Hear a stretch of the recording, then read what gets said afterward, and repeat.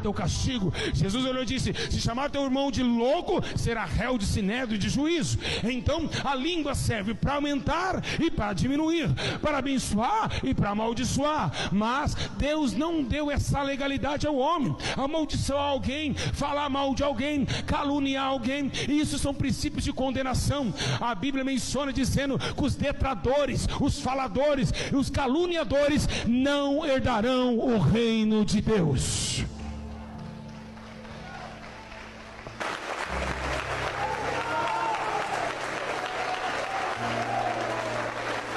Aleluia!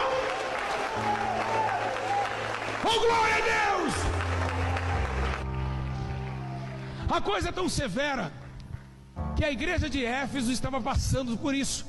Então Paulo manda uma carta para Éfeso, no capítulo 3, versículo 43, dizendo assim: toda malícia, toda amargura, toda ira, toda cólera, que seja imediatamente retirado de vocês.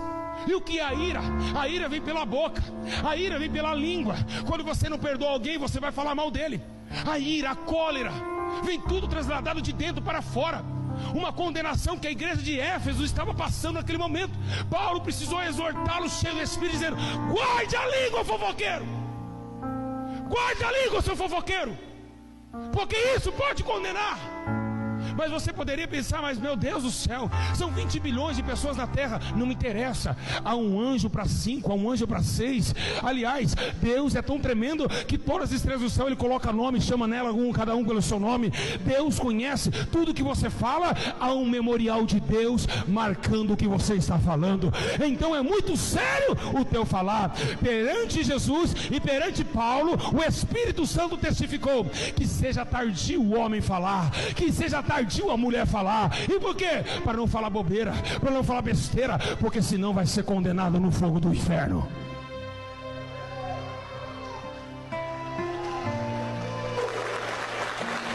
Aleluia, Jesus!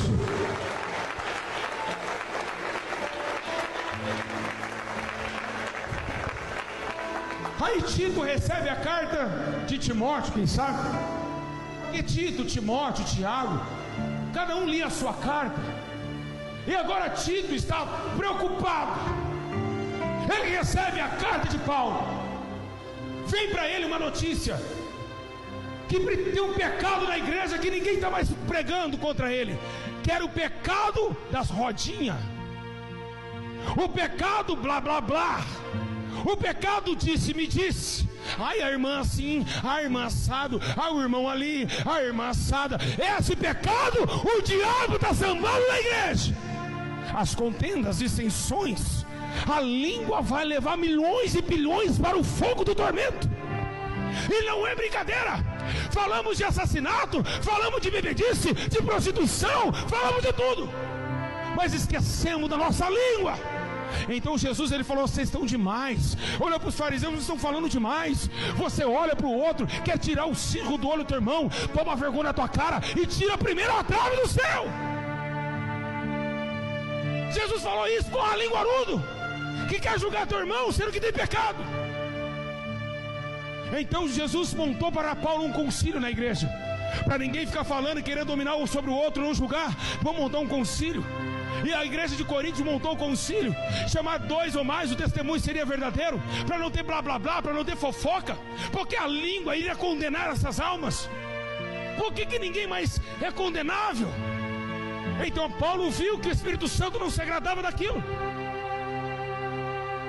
A única coisa, meus irmãos, que os anjos falam no céu: Santo, Santo, Santo, Santo, Santo, Santo.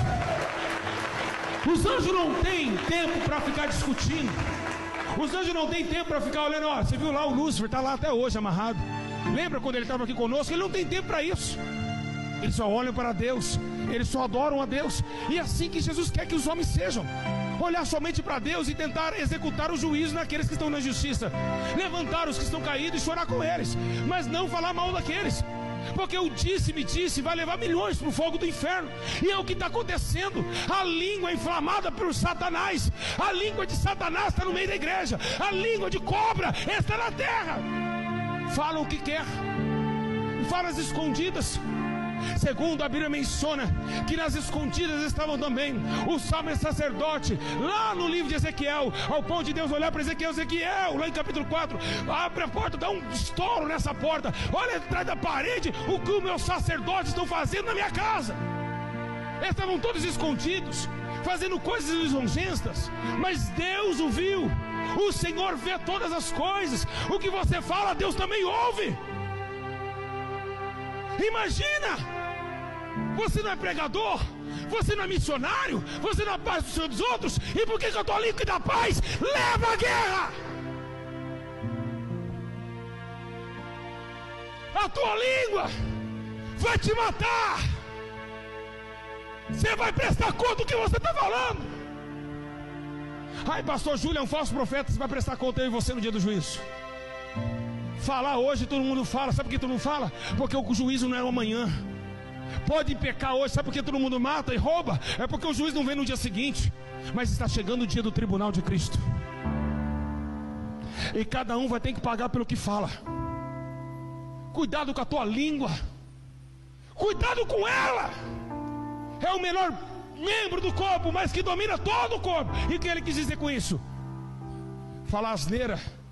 Às vezes falar coisas que você não sabe. Você pode ser julgado por aquilo que você fala. Então temos que tomar cuidado do que está acontecendo. A língua é um fogo consumidor, que mata, que também constrói.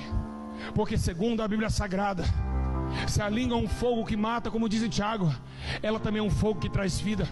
Pois estavam todos reunidos em um mesmo lugar, e foram enchidas como línguas repartidas como de fogo. E assim o Espírito Santo desceu, e a língua do discípulo pegava fogo com justiça e poder.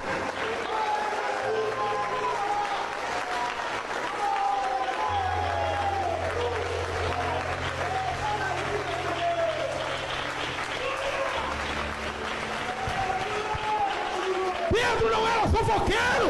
Pedro saiu gritando: arrependei-vos!